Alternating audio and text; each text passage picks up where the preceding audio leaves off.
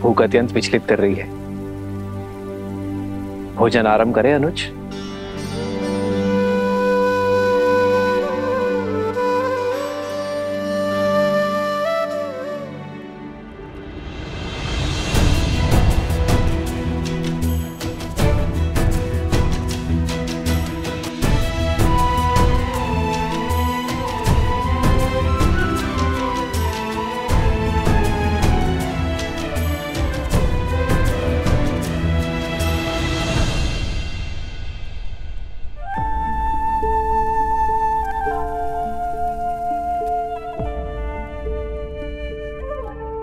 भरत, यदि मन से चिंता ना उतरे तो गले से भोजन का ग्रास भी नीचे नहीं उतरता।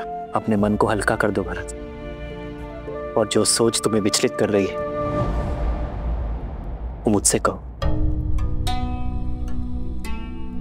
क्या कहूं भैया मैं? ये कहूं कि मैं कितना अभागा हूं, ये कहूं कि मुझे आपकी सेवा का वो अवसर कभी नहीं मिला जो सदैव लक्ष्मण को मिला।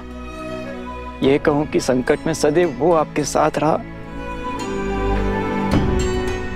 मैं नहीं। मैं तो सदैव संकट का कारक बन जाता हूं भैया। भैया, जब आपको वन में गमन करना पड़ा तो मुझे ही उसका दोषी माना गया। जब मैं आपकी चरण पादुकाएं ले आया तो संसार ने मुझ पर यह कहकर लांछन लगाया कि देखो, मैं अपने भाई की पादुकाएं इसीलिए ले आया ताकि अपने भाई को वन में नंगे पग घुमा सकूं।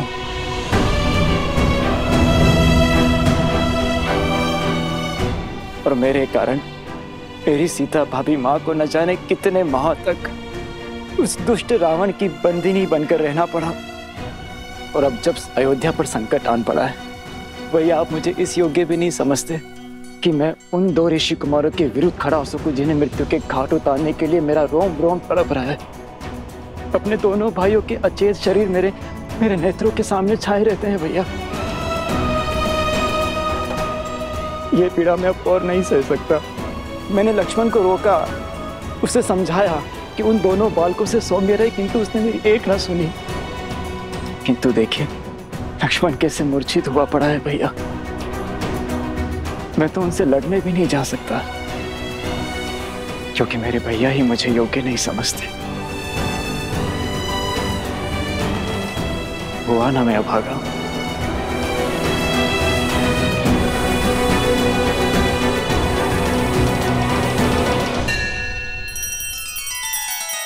श्री रामचंद्र कृपालु भजु मन हरण भव भय दारुणम नव कंज लोचन कंज मुख कर कंज पद कंजारुणम। सिया राम, सिया राम, सिया राम, सिया राम, सिया राम, सिया राम।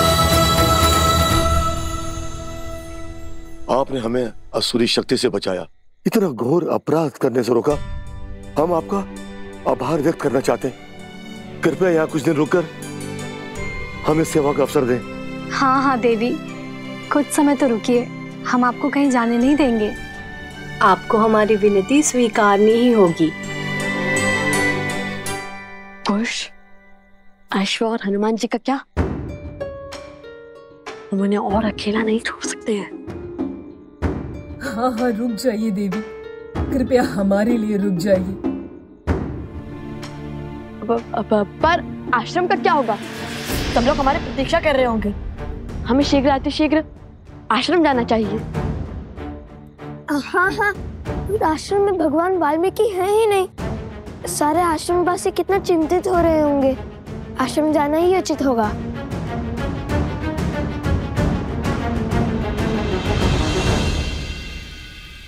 कैसे सोच लिया तुमने भरत?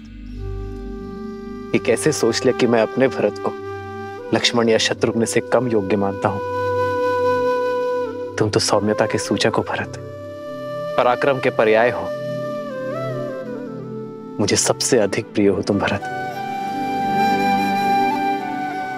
मैंने तुम्हें जाने से इसलिए रोका क्योंकि लक्ष्मण सदा मेरे साथ रहा है भरत। मैंने उसे सदा ही घायल होते हुए, मृत्यु के मुख में जाते हुए देखा है। अत्यंत दुख हुआ मुझे, किंतु मैंने हर बार अपने आप को संभाला है भरत। इस बार पुनः लक्ष्मण घायल है और शत्रुघ्न भी। मैं इस विपदा को सह नहीं पा रहा हूं भरत। और इस बीच यदि तुम्हें कुछ हो गया मेरे भाई, तो भैया, पुण्य के प्रतीक श्री राम से पाप कैसे हो सकता है? किंतु आप स्वयं को मेरे स्थान पर रख के देखिए। स्वयं या महल में सुरक्षित रह के आपको युद्ध भूमि में जाते हुए देख, क्या मैं स्वयं से कभी दृष्टि मिला पाऊंगा? लक्ष्मण और शत्रुघ्न के नेत्रों में नेत्र डाल पाऊंगा? वेद के उपचार से वे दोनों शीघ्र ही सकुशल हो जाएंगे। किंतु क्या आप ऐसा चाहते हैं कि आपके भाई की आंखें उन दोनों के सामने सदैव झुकी रहे? जिन अयोध्या वासियों ने गंगा सी पावन मेरी सीता भाभी मां पर बिना किसी दोष इतने लांछन लगाए, क्या वे लोग मुझे क्षमा कर पाएंगे? क्या वे लोग ये नहीं कहेंगे कि देखो, दो भाई तो अपने बड़े भाई के साथ कंधे से कंधा मिला करके लड़े, किंतु भरत अपने हाथ पर हाथ रखकर बैठा रहा, वो कुछ न कर सका।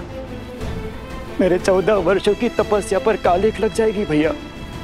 और भरत संसार में फिर से वही भरत बन जाएगा जो अपने भाइयों की दुर्दशा देखना चाहता है। और तब क्या कहेंगे आप भैया? क्या मेरे मान पर आप ये वार सह पाएंगे?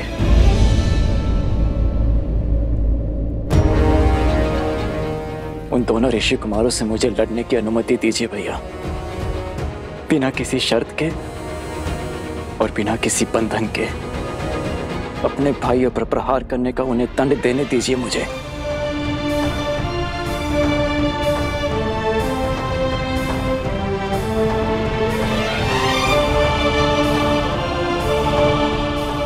जाओ भरत, बिना किसी शर्त के, बिना किसी बंधन के जाओ,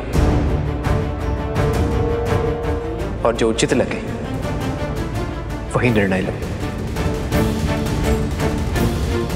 चाहे अब उन दो बालकों को जो दंड देना पड़े दो, और अयोध्या का अश्वमेध यज्ञ पूर्ण करवाओ।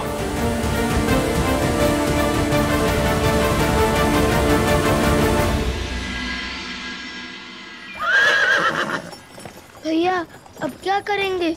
राजा धनेमली ने हमें रथ देकर सहायता तो कर दी, किंतु साथ ही साथ संकट में भी डाल दिया। यदि ये रथ लेकर सीधे मार्ग से आश्रम की ओर गए तो अश्व और हनुमान जी माता को दिख जाएंगे। अरे मैं तो कब से वही सोच रहा हूँ कि हम लोग इस अश्व का मार्ग कैसे बदलेंगे। क्या हुआ? कुछ नहीं।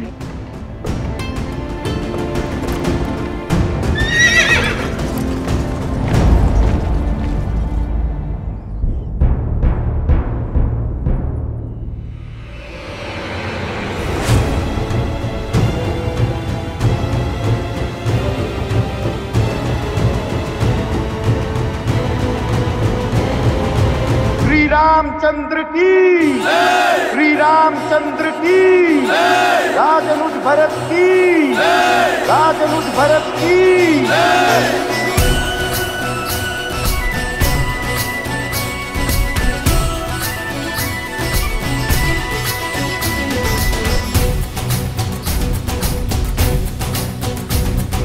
विजयी भव।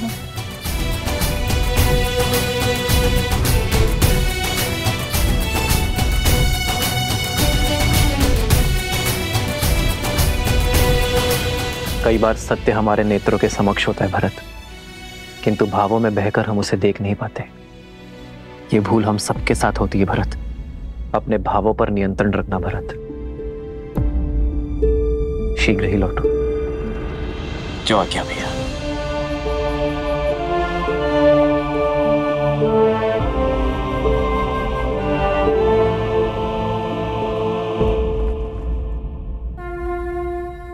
विजयी भव।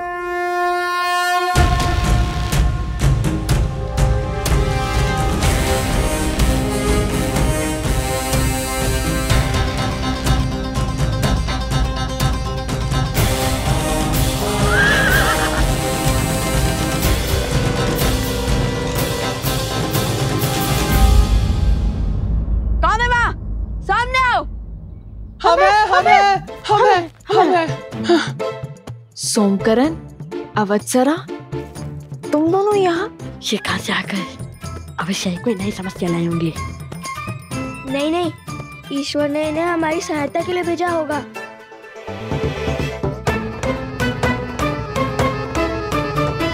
सोमकरण, अवत्सरा, क्या कर रहे हो तुम दोनों यहाँ? और ये वृक्ष कैसे गिरा? भैया, इसे काट देते हैं, इससे मार्ग अवरुद्ध हो जाएगा। नहीं, हम अपने काम को सार्थक करने के लिए प्रकृति को हानि नहीं पहुंचा सकते।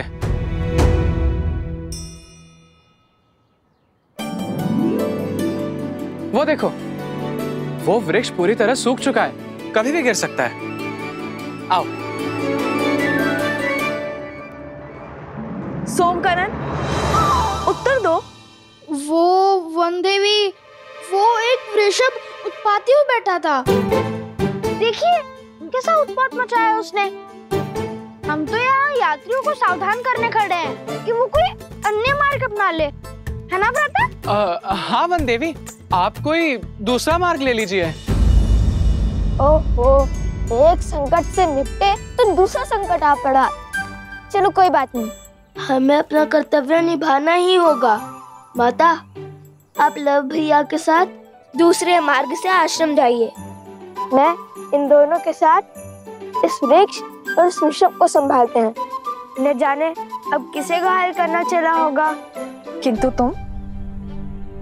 माता उचित तो कह रहा है वो। चलिए हम इस ओर से चलते हैं। अरे ये मार्ग बहुत लंबा है, हम तनिक देर यहीं रुक जाते हैं। जब ये वृक्ष हटेगा तब हम इसी ओर से आगे बढ़ेंगे। देखिए माता, कितनी लंबी यात्रा करके हम यहाँ आए हैं और त्रिपुरा सुंदरी मंदिर में जो कुछ भी हमारे साथ हुआ, उसके बाद आप बहुत थक गई होंगी। अब हम आपको पुनः संकट में नहीं डाल सकते। यदि उस वृषभ ने आक्रमण कर दिया तो?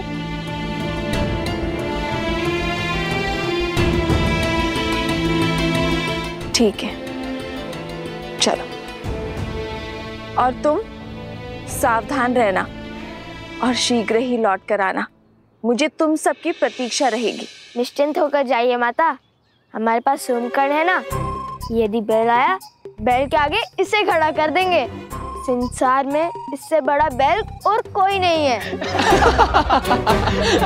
खुश, मित्र की रक्षा सबसे पहला दायित्व है, जानता हूँ माता।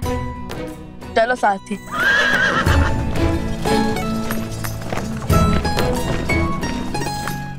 अद्भुत, आज तो बचा लिया आप दोनों ने। यदि रथ इस मार्ग से जाता तो अश्व और हनुमान जी दोनों माता के सामने होते और फिर उनकी डांट से तो श्री राम भी नहीं बचा पाते। संकट से बचा है अपने गुरुपुत्र। संकट अभी शेष है कुश। वन देवी को आश्रम जाने से रोकना होगा, क्योंकि लक्ष्मण जी ने आकर सबको बता दिया है तुम दोनों ने अश्वमेध यज्ञ का अश्व पकड़ लिया है। उन दोनों बालकों ने जो किया है वो राजद्रोह है। कल सूर्यास्त तक लवकुश ने अश्वमेध यज्ञ का अश्व नहीं लौटाया तो उन दोनों के साथ जो कुछ होगा उसका उत्तरदायित्व राजा राम का कदापि नहीं होगा। हाँ, और सभी को ये भी पता है कि तुमने लक्ष्मण जी और उनके भाई को मूर्छित कर दिया है। इसी कारण गुरु माँ ने भारद्वाज ऋषि को भी बुला लिया। एक संकट से बचाकर दूसरे संकट में ढकेल दिया तुम दोनों ने। चलो शीघ्र चलो, हमें माता से पहले आश्रम पहुंचना होगा। क्या हुआ? चलो पहले इस वृक्ष को तो हटाए। माता को तुम दोनों की सहायता का वचन दिया था मैंने, उनसे असत्य तो नहीं कह सकता मैं।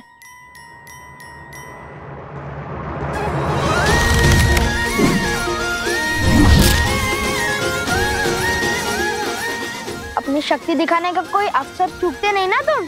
अभी मेरे गुणगान गाने का समय नहीं है, शीघ्र चलो। लव भैया को आश्रम की स्थिति का ज्ञान नहीं है, वो तो संकट टलने के उत्साह में होंगे। चलो। ये मार्ग तनिक लंबा है सारथी, तनिक तीव्र चलाइए। और तीव्र। बहुत घोर अपराध हुआ है लवकुश से। जाने हे पाप कैसा दंड लेकर आएगा गुरुदेव।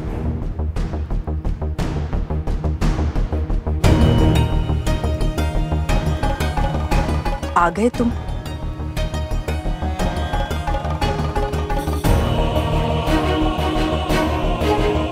कुश, तुमने और लव ने इतना बड़ा अपराध क्यों किया? अश्वमेघ यज्ञ के अश्व को पकड़ा और अयोध्या के राजकुमारों को मूर्छित कर दिया। और ये सब बात तुमने हम सब से छुपाई क्यों? हम राजा राम के राज्य में रहते हुए उनसे शत्रुता कैसे ले सकते हैं? ये राजद्रोह है। हमने भगवान वाल्मीकि जी को संदेश भेज दिया है। जैसे ही तुम्हारी माताश्री आएंगी, हम उनसे बात कर अश्व छुड़वा देंगे। हाँ, और तीव्र चलाइए सारथी। हम भगवान वाल्मीकि जी के शिष्य हैं और उन भगवान वाल्मीकि जी ने हमें सदा सत्य के मार्ग पर चलना सिखाया है, अपने कर्म को निडर होकर करना सिखाया है। अब आप भी बताइए, जिन राजा राम को हम पूछते हैं, उन्हीं राजा राम ने अपनी पत्नी के त्याग का महापाप कर दिया। जिनके लिए राजा राम ने राम सेतु बनाया, लंकापति का अंत किया, जिनके साथ की लालसा में माता सीता ने स्वयं अग्नि परीक्षा दी, उन्हीं माता सीता को स्वयं से दूर कर दिया। क्यों? ये प्रश्न हमें विचलित कर रहे थे।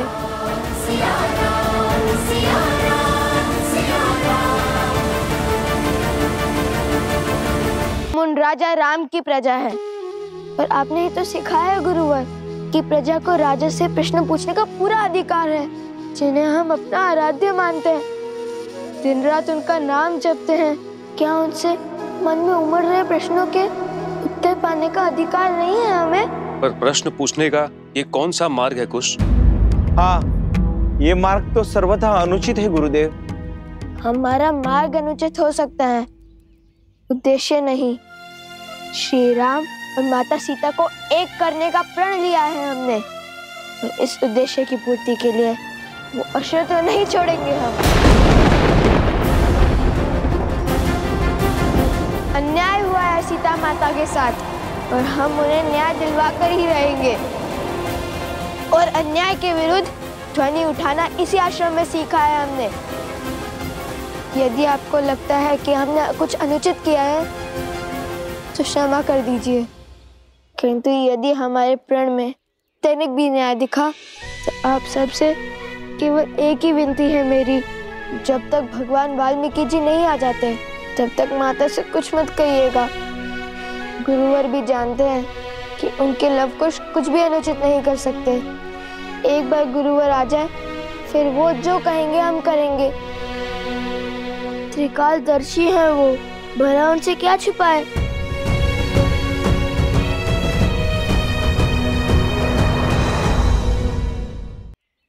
नहीं ऋषिवर, ये बालक अभी नादान है। उद्देश्य कितना भी उचित है, उसका मार्ग इतना अनुचित नहीं हो सकता। आपका निर्णय उचित है गुरुवर।